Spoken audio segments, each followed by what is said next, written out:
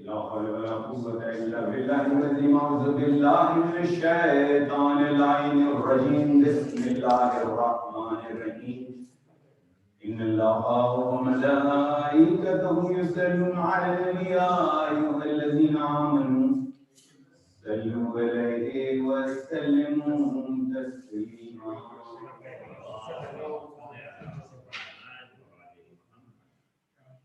الله أكبر الله أكبر الله أكبر الله أكبر. أشهد أن لا إله إلا الله. أشهد أن لا إله إلا الله. أشهد أن محمدًا رسول الله صلى الله عليه وآله وسلم. أشهد أن محمدًا رسول الله صلى الله عليه وآله وسلم. أشهد أن أمير المؤمنين وإمام المتقين عليا ولي الله. أشهد أن أمير المؤمنين وإمام المتقين عليا حجة الله. حي على السلام. حي على السلام. حي على الفلاح. حي على الفلاح. حي على خير العمل. حي على خير العمل. الله أكبر الله أكبر. لا إله إلا الله. لا إله إلا الله.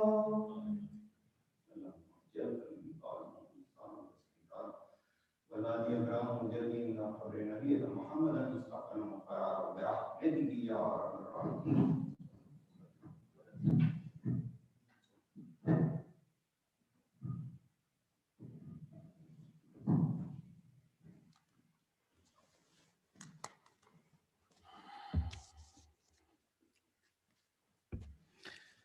أعوذ بالله من الشيطان الرجيم. بسم الله الرحمن الرحيم. الحمد لله الذي كان موجودا قبل حدوث الأشياء ويبقى بعد فناء الأشياء. تفرد بالأولية والقدم ووسم كل شيء ما عداه بالفناء والعدم، كما قال عز شأنه كل شيء حالك إلا وجهه وكل نفس ذائقة الموت، وقال كل من عليها فان ويبقى وجه ربك ذو الجلال والإكرام. سبحان من لا يخفى له اختلاف النيات ولا يعزب عنه معاصي العباد في الخلوات. سبحان الله الذي منه خلقة العباد وإليه المعاد. فمن يعمل مثقال ذرة خيرا يره ومن يعمل مثقال ذرة شرا يره. نشهد أن لا إله إلا هو الملك الذي لا ينازع في ملكه ولا يضاد في حكمه. يعذب من يشاء بما يشاء كيف يشاء ويرحم من يشاء بما يشاء كيف يشاء. تعذيبه المسيئين عدل وعفوه تفضل. ونشهد أن محمدا سيد المرسلين وخير المبشرين والمنذرين صلى الله عليه وآله الهداة المهديين. من ركب سفينته النجا واهتدى ومن تخلف عنها ضل فغرق وهوى. أوصيكم عباد الله بالاتصال بالتقوى فإنه حبل متين وعروة وثقى. وقال الله تبارك وتعالى وقوله الحق وهو أصدق القائلين. بسم الله الرحمن الرحيم. يا أيها الذين آمنوا إذا نودي للصلاة من يوم الجمعة فاسعوا إلى ذكر الله وذروا البيع ذلكم خير لكم إن كنتم تعلمون. صدق الله العلي العظيم. السلام عليكم ورحمة الله. Assalamu alaikum wa rahmatullahi wa barakatuhu. I begin by advising myself and all of you to adopt the taqwa of Allah, as is the best of provisions. The ayat that I chose is the ayat from Surah Jumah. You recite it on, on the day of Jumah when we are reciting the surah, and it's an ayat which, is basically the essence of the entire surah, because this is where the name of Jum'ah has been derived also. So Allah subhanahu wa ta'ala, after having mentioned that he's the one who's worthy of glorification, the one who sent the prophet, who is there to guide and to give hikmat and to do all of those things, then the mention of the Jews as to how, if they think that they are the closest to Allah subhanahu wa ta'ala, they should ask for maut, and of course they will never do so because of their past deeds. And then maut is something which is definite, it will come upon everyone, there's no farar from this maut. And then Allah subhanahu wa ta'ala brings this ayat.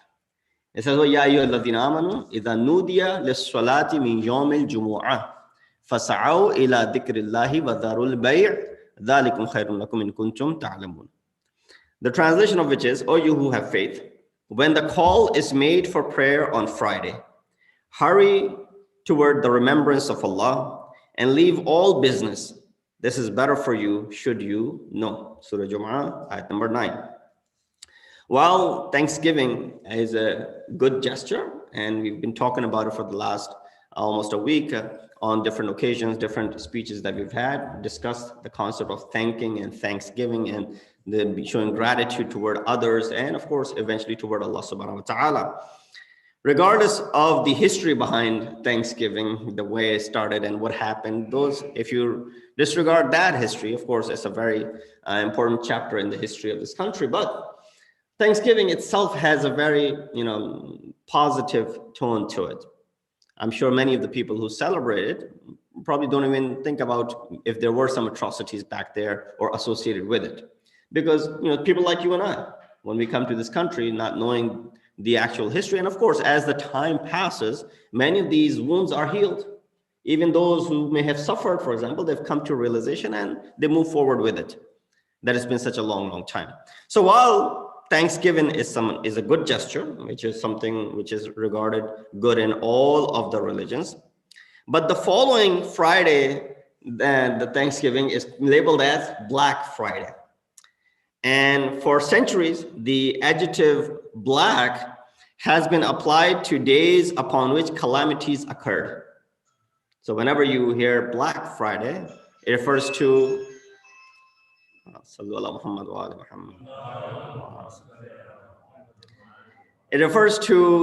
the day upon which calamities occur. And associating this with Friday is something which is against, our belief, because Friday is considered to be the holiest day in our Islamic culture. It is a day upon which many historic events took place, which increase on the sanctity of this day.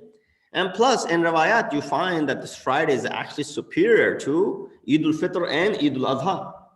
It's a recurring Eid that happens every week for you, and it has superiority over Eid al-Fitr and as well as Eid al-Adha. The above ayah reads, hurry toward the remembrance of Allah and leave all business. While we are all driven toward business on this day, and in the end, we do not hasten toward Allah subhanahu wa ta'ala. Now, it's probably not the same as in the COVID era, how people are stampeding each other to get to the best of the deals in the stores, and large number of crowds entering the store and lining up from the night before in long waits to get the best of the deals that are available, which is sort of like the capitalist mentality that they want to inculcate into us. But we're all part of it. Why? Because if we're not standing in the lines over there, we're doing it online, right? Let's be honest. Are we not culprit of this? Are we not a victim of this whole agenda? We are. Now, there's nothing wrong with it. Of course, I'm not saying it's haram. By no means have I mentioned word haram for, if you're getting a good deal, that you shouldn't buy something. No, if you get a good deal, might as well go ahead and buy. Who doesn't like to save a few bucks? Or a few $100, for example, depends on how big or small a thing that you're purchasing. And with the intention that you're purchasing as a gift for someone or for yourself, whatever the means, behind might be. But the fact that we're all driven toward it. So therefore, while those things could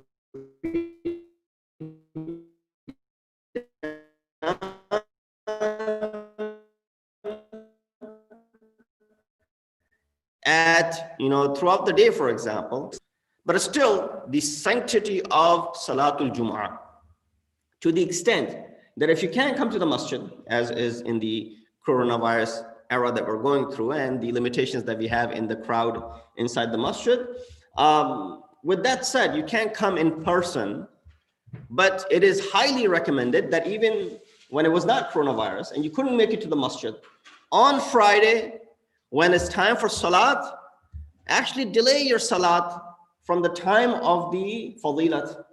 Let's say the time for salat is what? 12 o'clock. And you're at home, you can't do Jum'ah. Of course, Jum'ah has to be done in what? Jama'at. You're at home. So don't pray on time with the fadilat of the time of Jum'ah. Delay a little bit. And secondly, when you pray Dhuhr, because you have ikhtiyar to pray Dhuhr or Jum'ah, you're at home, you're going to pray Dhuhr because you can't do Jum'ah at home. When you're praying Dhuhr, look at the sanctity of Jum'ah, that it is recommended to recite Surah Jum'ah in your Salatul Dhuhr, and it is also recommended to recite the Salat out loud as opposed to ikhfa, right? Salatul Dhuhr and Asr is usually recited how? Softly. Maghrib, Isha, and Fajr are recited out loud. Zuhr and Asr, we've always learned that you recite it was softly. But due to the fact that you're praying the Zuhr on Friday, because of the sanctity of the Friday, one recommendation, recite Surah Jum'ah in your Zuhr prayer if you know it. If you don't know it, it's still the other surahs that you recite in Zuhr prayer, recite them out loud. Because that's how you would do it in Namaz Jum'ah, in Salatul Jum'ah. So from this we understand the importance of it. And therefore, again, I'll mention that it's not haram in the other activities that are associated with this day. But to call this day to be black with the assumption of the calamities, that how this word was used in the history, that whenever a calamity would appear on a day, it would be referred to as Black Friday. I think that's where we need to disassociate ourselves. Why? Because when you're indulging into an activity, as this ayat of Quran is saying, that on the day of Friday, Ya ayyuhalladhina amanu, when the call for the prayer is given to you, leave the bay'. Bay' is your transaction. Now, if we're leaving that transaction, is Allah subhanahu wa ta'ala giving us an alternative? Look in Quran, you find in Surah Saf, ayat number 10, it says, Ya ayyuhalladhina amanu, hal adullukum ala tijaratin tunjikum min adhabin alim. Tijarat.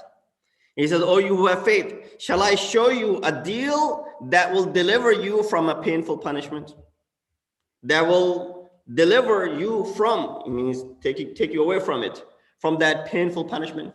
Who amongst us does not want to have a deal which will deliver us on the day of judgment all satisfied? Allah subhanahu wa ta'ala saying, Hal adullukum, you want me to show you? In Arabic, the word dalil is guide. If you've gone to Umrah and Ziyarat and Hajj, and you see the word dalil or dalla over there, that means what? That means guide. So don't take it in the wrong sense. It means guide. Hal adullukum, should I guide you toward that tijarat, which is what? Which is going to give you najat, which is going to serve as a transaction for you, which will provide salvation to you. So according to Quran, insan is doing a tijarat, which is not perishable, because you are dealing with Allah subhanahu wa ta'ala. On one side of this tijarat is who? Is you. And on the other side of this tijarat is who? Is Allah subhanahu wa ta'ala. Scholars suggest if you want to know your value, see what makes you kneel down. What forces you and pushes you to succumb and give in and kneel down. Not in, not when you're forced to do so. Force is something else. Coercion is something else. Majburi is something else. When you're majbur, you can do anything. In majburi, you can even consume haram, as the ayat of Quran indicates, right? Surah Ma'idah, ayat number 3 talks about it. That this is haram for you, unless, of course, you are forced to do eating it. Force means what? Someone forces, or you are dying of hunger, then those things will become allowed for you. But here Allah is saying, that which Ma'asum is saying, that which makes you kneel down and give in without any force and pressure.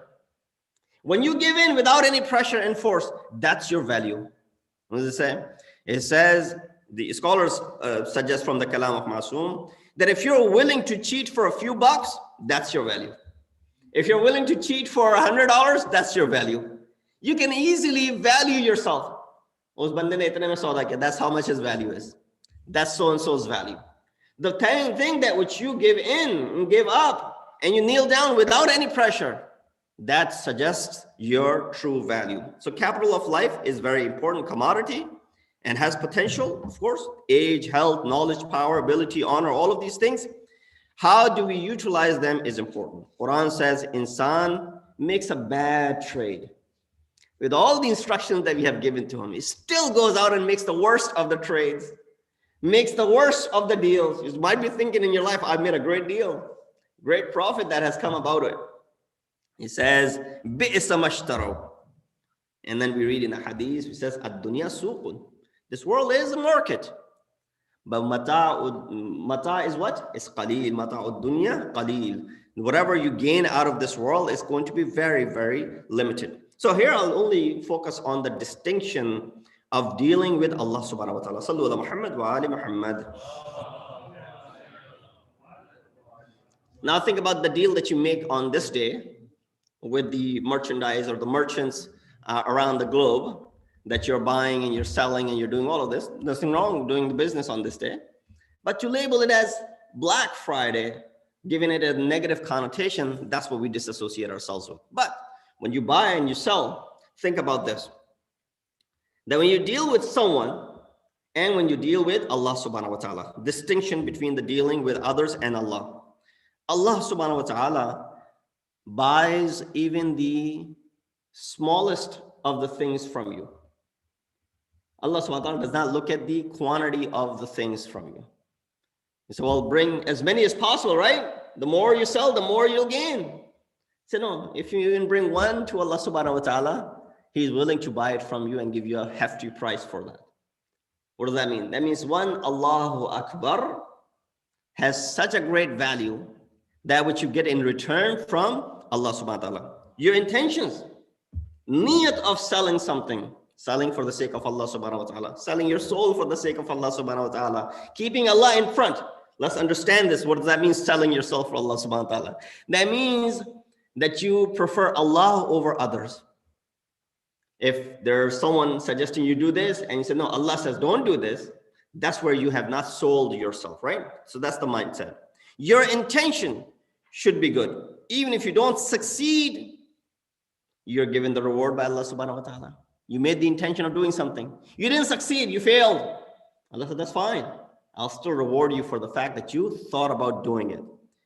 For example, you go to masjid and you see that the door is closed. And as the case is, usually during these days, masjid is not open 24/7. It only opens up for a few hours during the daytime. You come to the masjid with the intention that I'm going to go ahead and pray inside the masjid. You see that the door is closed. You turn back and you go home. The fact that you made the niyat and you came all the way over here, guess what? You get the thawab of praying inside the masjid, and you also get the thawab of praying in jama'at.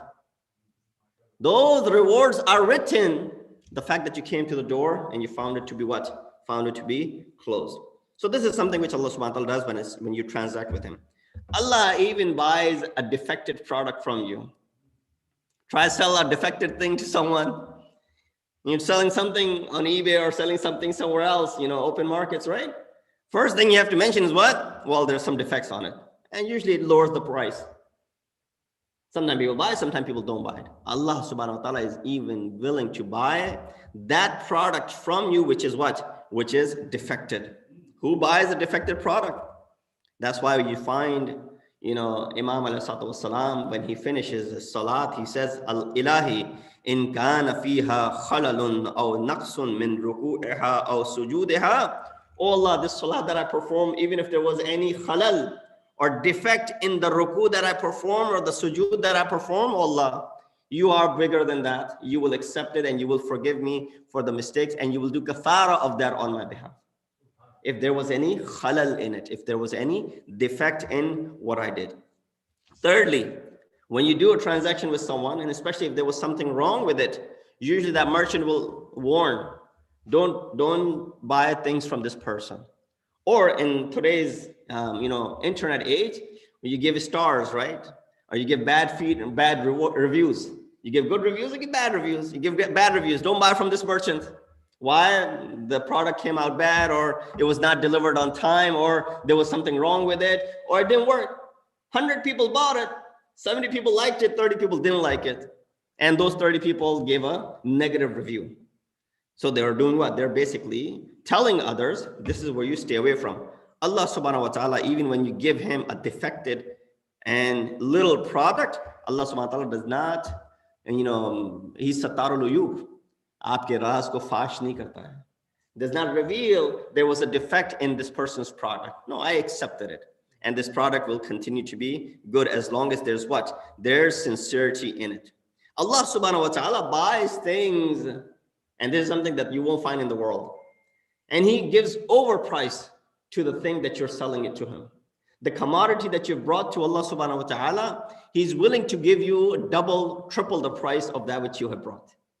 Usually when you're dealing with a merchant or a businessman, they're trying to niggle every single cent out of it so that, they get the best deal. Both are satisfied at the end of the day. Allah subhanahu wa ta'ala says, no, you bring this product to me and I'll give you twice, 3 times, 7 times the value of that which you have brought to me. And therefore, when we see Quran says, Mata'ud dunya qalil, if everything in this world was given to you, would you be satisfied? People say, yeah, if I was given everything in this world, forget about everything in this world. If I was given everything in my city, I would be more than satisfied. Quran says, no, Surah Nisa, Mata'ud dunya qalil. The sazu saman and the commodities of this world of work, they're very, very little. Allah subhanahu wa ta'ala even gives you the ajr of those things which are incomplete. There's examples of it, how Hazrat Ibrahim and Hazrat Ismail, that Qurbani was just a dream and he tried to fulfill it. Allah subhanahu wa ta'ala lifted Hazrat Ismail, he was not sacrificed. If you look at it from the historical perspective, the Qurbani was not done, so it remained incomplete. But that's how much Allah subhanahu wa ta'ala wanted it. But he knew where the Qurbani will be completed, when the Azim will take place on the plains of Karbala. That's where the Qurbani was completed. Qurbani was not completed when Hazrat Ismail, but Allah still accepted and made Hazrat Ibrahim to be what? Khalilullah. He attained that status where Allah subhanahu wa ta'ala tested him. He gave him imamat, he gave him nubuwwat, he gave him risalat, he made him amongst ulul azm nabi, and he became the Khalil of Allah subhanahu wa ta'ala. Salawat Muhammad wa ali Muhammad. So that's as far as the transaction with Allah subhanahu wa ta'ala. Jum'ah is the name of one of the days of the week, which was called Uruba with Ain, pre-Islamically, or in fact before Islam it was called Aruba in the ignorant era. First person to call it Jum'ah was the ancestor of Rasulullah, Ka'ab ibn Luway ibn Ghalib, named this day to be Jum'ah because it was the day when people gathered together and they came together. So according among the days of the week, Friday has that special place and superiority. It is considered to be the head of all days. And therefore, riwayat says, "Ma tala'at ash-shamsu fi yawmin afdala min yawm al-jum'ah." Sun does not shine on a day superior than Friday. Why? وَكَانَ يَوْمُ الَّذِي نَصَبَ فِيهِ رَسُولُ اللَّهِ أَمِيرُ الْمُؤْمِنِينَ بِغَدِيرِ خُمٍّ. It was the day upon which Rasulullah had appointed Amir al-Mu'mineen on the day of Ghadir Khum. That's when he was ascended or given the successorship. And then it says, وَيَوْمُ الْجُمْعَةِ وَقِيَامُ الْقَائِمِ يَكُونُ فِي يَوْمِ الْجُمْعَةِ. The qiyam of Imam of our time will also take place on Friday. That's why we recite, it is recommended to recite Dua Nudba on Friday mornings, making dua for the ta'jil faraj of Imam of our time. And also it says, وَتَقُومُ الْقِيَامَةُ فِي يَوْمِ الْجُمْعَةِ. And the day of judgment, Qiyamah, will also take place on Friday. Why? يَجْمَعُ اللَّهُ فِيهَا أَوَّلِينَ وَالْآخِرِينَ. Allah will gather all the people from the past and in the future together on this day. So Jummah is the day of helping the poor and the deprived. Riwayat recommends giving sadaqah on Jum'ah. While you're doing other things, make sure you set aside a special sadaqah on Friday. Cleansing, clipping nails, trimming your hair and your beard and your face, your facial hair, and doing miswak on Friday, and then going to pray Jum'ah, of course, on Friday, has what reward? It says 70,000 angels come to bid farewell, and they do istighfar on behalf of this person who is walking toward performing Salatul Jummah and doing this ihtimam on this day. Just concluding with the ahmiyat of this day, we find in the kalam of Rasulullah sallallahu alayhi wa alihi wa sallam, في خطبة طويلة نقلها المخالف والموافق, he says, إن الله تبارك وتعالى فرض عليكم الجمعة, that Allah subhanahu wa ta'ala has made Jum'ah wajib upon you. فَمَنْ تَرَكَهَا فِي حَيَاتِ أَوْ بَعْدَ مَوْتِ اسْتِخْفَافًا بِهَا. Whoever abandons Friday, Jum'ah, on during my lifetime or even after my death, belittling it, istighfafan, यानी किसी चीज को कम शुमार करना, istighfafan biha, or juhudan, by denying it or disbelieving in it. He said, laha فلا جمع الله شمله ولا بارك في أمره ألا ولا صلاة له. This person who belittles Jum'ah, even in my hayat or even after my death, by not performing it, by denying it, he said, for that person, لا صلاة له, there's no salat for that person, ولا زكاة له, there's no zakat for that person, لا حج له, there's no hajj for that person, لا صوم له, there's no sawm for this person, ولا بر له حتى يتوب, and there's no righteousness or neki for that individual until that person performs what is called tawbah. So here we find that how important this day is. It is a day which is considered to be Eid for us.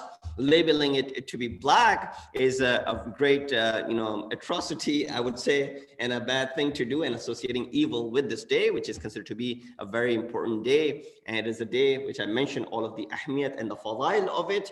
Yes, while we are living in this part of the world, and there are things that are, culturally driven here. Nothing wrong in being part of it, as long as they do not contradict with the teachings of Madhab-e-Ahl Tashayyu. We ask Allah subhanahu wa ta'ala to give us the tawfiq to be able to follow these instructions of kalam of Allah subhanahu wa ta'ala and the words of Masumeen alayhim salatu wasalam. We ask Allah subhanahu wa ta'ala to hasten the zuhur of our awaited Imam and make us amongst the helpers and the soldiers of Imam. Inna hasil hadith wa ablagh al-mu'idha kitabullah a'udhu billahi minash shaitanir rajim. Bismillahir rahmanir rahim. Wal asr. Innal insana lafi khusr illa alladhina amanu wa 'amilus salihati wa tawasaw bil haqqi wa tawasaw bis sabr.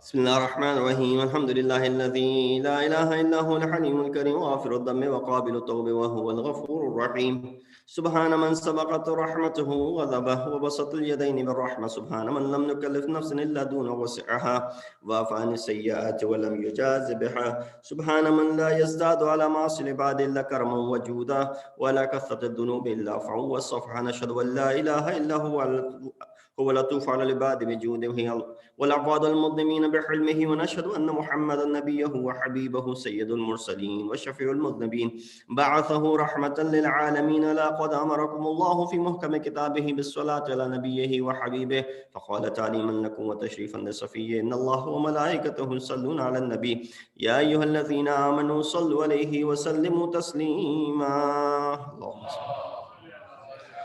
اللهم صل على سيد المرسلين وشفيع المذنبين نبينا محمد صلى الله عليه وآله وعلى إمام المسلمين وقائد الغر المحجلين أمير المؤمنين علي بن أبي طالب صلوات الله وسلامه عليه وعلى سيدة نساء العالمين وبذات خاتم النبيين سيدتنا فاطمة بنت رسول الله صلوات الله عليها وعلى الحسن المجتبى والحسين الشهيد بكربلاء وعلي بن الحسين ومحمد بن علي بن جعفر بن محمد وموسى بن جعفر وعلي بن موسى ومحمد بن بن علي وعلي بن محمد والحسن بن علي عليهم الصلاة والسلام. اللهم صل على مولانا صاحب الزمان، ما هي آثار البدع والطغيان، حادم أبنية الشرك والنفاق، حاسد فروع البغي والشقاق، صلوات الله وسلامه عليه وعلى آبائه الكرام اتصلت الليالي والأيام. اللهم أجل فرجا وسهل مخرجا واكحل ناظرنا بنظرة منا إليه، وجعلنا من المستشهدين بين يديه، وتفضل على أمراء المؤمنين بمزيد التوفيقات وازدياد الإقبال وعلو الدرجات. اللهم افعل بنا ما أنت أحله ولا تفعل بنا ما نحن أحله، بجاه محمد وآله المعصومين صلوات الله عليهم أجمعين. اللهم اجعلنا ممن يذكر فتنفع الذكر، ان الله يأمر بالعدل والإحسان وإيتاء ذي القربى وينهى عن الفحشاء والمنكر والبغي يعظكم لعلكم تذكرون.